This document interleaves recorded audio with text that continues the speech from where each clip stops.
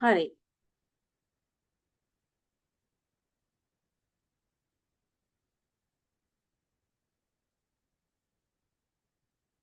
හරි.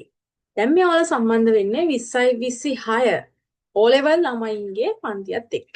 ඒ කියන්නේ දැන් මේ අවුරුද්දේ 9 ඉඳන් 10 වසරට යන 10 වසරේ ළමයින්ගේ පන්තිය. හරි.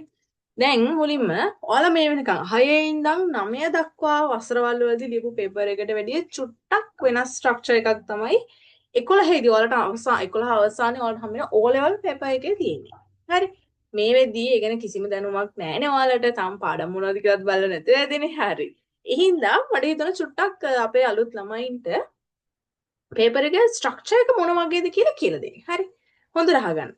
ඔයාලට මේ වෙනකන් ලියපු පේපර්ස් වල තිබ්බනේ පාර්ට් A පාර්ට් B කියලා. ඒ කියන්නේ කෙටි ප්‍රශ්න පාර්ට් එක වෙනමයි රචනා ප්‍රශ්න ලියන්න තියෙන පාර්ට් එක වෙනමයි තිබ්බනේ. හරි. ඒ වගේම තමයි ඔයාලට හම්බෙන O level පේපර් එකේ පාර්ට් 1 පාර්ට් 2 කියලා දෙකක් තියෙනවා. හරි. මේ දෙකේ පාර්ට් 1 එක යටතේ ඔයාලට හම්බෙන්නේ කෙටි ප්‍රශ්න 40ක්. බහුවර්ණ ප්‍රශ්න ඉරිගහන MCQ ප්‍රශ්න 40ක්. මේකට ලකුණු හම්බෙන්නේ එකකට එක ගානේ ඔයාලට සම්පූර්ණ ලකුණු මෙතනින් හම්බෙනවා ටෝටල් 40ක්. මේ 40 හරිම වැදගත් ළමයි. මොකද මේ 40 බෙදෙන්න කෙරෙන්නේ මුකුත් නැහැ. කෙලින්ම මේ 40 ඔයාගේ 100න් 40ක්. හරිද? හරි. ඊළඟට සෙකන්ඩ් පාර්ට් එකට ආපුවාම අපි මෙච්චර කල් ඉව රචනා විතරයිනේ. ඔන්න චූටි වෙනසක් තියෙනවා. දෙවෙනි ප්‍රශ්න පත්‍රයේ ආයෙ බෙදුවා කොටස් දෙකකට A සහ B කියලා. හරි. මෙන්න මේ A කියන එකේ තියෙන්නේ ව්‍යුහගත ප්‍රශ්න. මේදි සමහරනම් දන්නවා ඇති ව්‍යුහගත කියන්නේ. ඒකට ලියන්න තියෙන්නේ කෙටි ප්‍රශ්න. කෙටි පිළිතුරු ලියන්න තියෙන්නේ. දීලා තියෙන ඉඩේම පේපර් එකේ දීලා තියෙන ඉඩේම අපි ඒකට පිළිතුරු ලියන්න ඕන එකයි මේක කරන්නේ. වෙනම කොළ පාවිච්චි කරන්නේ නැහැ. කෙටි පිළිතුරු. මේ අනිවාර්යෙන් 4ක් දෙනවා. ඔයාලා ඒ 4ම ලියන්න ඕනේමයි. හරි. මේ වගේ එකකට ලකුණු 15ක් හම්බෙනවා.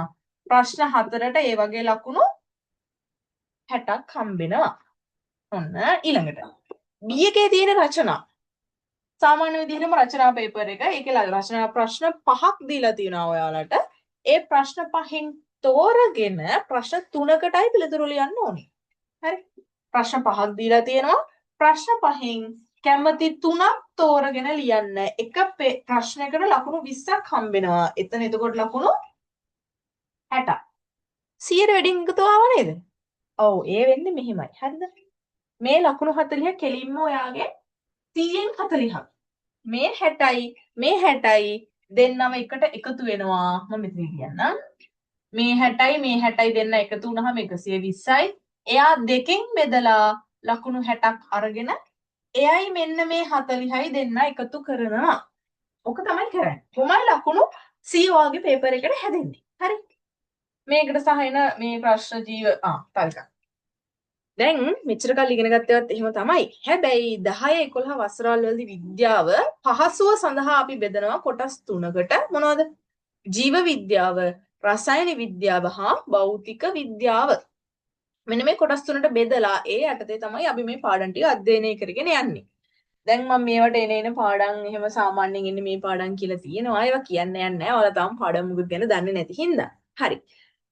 අපි ඉස්සරහට තව පේපර් කතා කරනවා. කෙටි ප්‍රශ්න වැඩිපිළිවෙලක් යන හිතාගෙන ඉන්නවා සතියෙන් සතිය හැම සතියෙම.